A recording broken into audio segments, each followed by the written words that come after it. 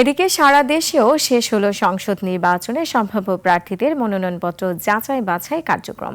সংশ্লিষ্ট রিটার্নিং কর্মকর্তার মাধ্যমে যাচাই বাছাই করা হয়েছে প্রার্থীরা। সোমবার থেকে 9 জানুয়ারি পর্যন্ত বাতিলের বিরুদ্ধে আপিলের সুযোগ পাবেন প্রার্থীরা। প্রতিনিধিদের তথ্য ভিডিওতে ডেস্ক রিপোর্ট।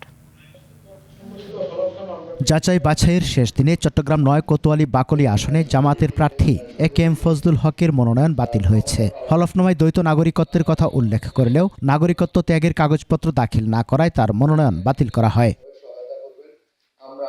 এছাড়া চট্টগ্রাম 8 আসনে সিপিবির প্রার্থী মোহাম্মদ শিহাবুদ্দিন ও স্বতন্ত্র প্রার্থী মোহাম্মদ আজাদ চৌধুরীর মনোনয়ন বাতিল হয়েছে। ফেনী 1 খালেদা জিয়ার আসনে বিকল্প প্রার্থী রফিকুল ইসলাম মজনু সহ 6 প্রার্থীর মনোনয়ন বৈধ। এছাড়া খেলাফত মজলিসের মোহাম্মদ নাজমুল আলম, বাংলাদেশ কংগ্রেসের প্রার্থী মোহাম্মদ ফিরোজ উদ্দিন চৌধুরী এবং স্বতন্ত্র প্রার্থী নিজামুদ্দিন ভূঁইয়ার মনোনয়নপত্র বাতিল হয়েছে। অতীতে যেভাবে বেগম খালেদা জিয়াকে ফেনীতে ওনাকে কেন্দ্র করে ফেনী আসনে গুরুত্ব দেওয়া হতো, ইনশাল্লাহ আগামী দিনও এই আসন বেগম খালেদা জিয়ার। খুলনার 6টি আসনে যাচাই বাছাই শেষে 35 জনের মনোনয়ন বৈধ ঘোষণা করা হয়েছে। জাতীয় পার্টি সহ 11 জনের মনোনয়ন বাতিল হয়েছে। মোট মনোনয়নপত্র 46টি, তার মধ্যে বৈধ মনোনয়নপত্র আমরা পাই 35টি। যাচাই বাছাইয়ের শেষ দিনে ময়মনসিংহের 4টি আসনে 12 জন প্রার্থীর মনোনয়ন বাতিল হয়েছে। 4টি আসনে বৈধ প্রার্থী 23 জন।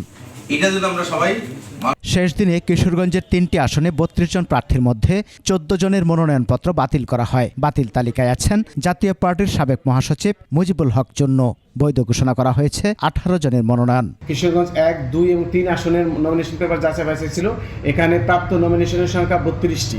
5 আসনে 32 জনের মধ্যে পাবনা 4 আসনে বিএনপির বিদ্রোহী প্রার্থী জাকারিয়া পিন্টু সহ জেলার 5 জন প্রার্থীর মনোনয়ন বাতিল হয়েছে। বিকেল 4টার মধ্যে ত্রুটি সংশোধন করায় অবশেষে ফরিদপুর 1, আলফাডাঙ্গা, বোয়ালমারী ও মধুখালী আসনে 15 প্রার্থীর মধ্যে 7 জনের মনোনয়ন বৈধ ঘোষণা করা হয়েছে। বাতিল হয়েছে 8 জনের মনোনয়ন। এর আগে ওই 7 জনের মনোনয়ন স্থগিত রাখা হয়। 7টির মধ্যে 6টি হচ্ছে দলীয় এবং 1টি হচ্ছে স্বতন্ত্র। বাতিলকৃত মনোনয়নপত্রের মধ্যে 7টি হচ্ছে স্বতন্ত্র, 1টি হচ্ছে দলীয়। মানিকগঞ্জে 3টি সংসদীয় আসনে 27 জনের মধ্যে 18টি মনোনয়ন বৈধ ঘোষণা এবং 9টি বাতিল করা হয়েছে। রিটার্নিং অফিসারের যে কোনো সিদ্ধান্তের বিরুদ্ধে আপনাদের আপিল করার সুযোগ রয়েছে। এছাড়া শেষ দিনে নওগাঁ, সিরাজগঞ্জ সহ দেশের বিভিন্ন জেলায় চলে মনোনয়ন যাচাই বাছাই কার্যক্রম। বাতিল হওয়া মনোনয়নের বিষয়ে 9 জানুয়ারি পর্যন্ত আপিলের সুযোগ রয়েছে। সমর ইসলাম, 21 টেলিভিশন।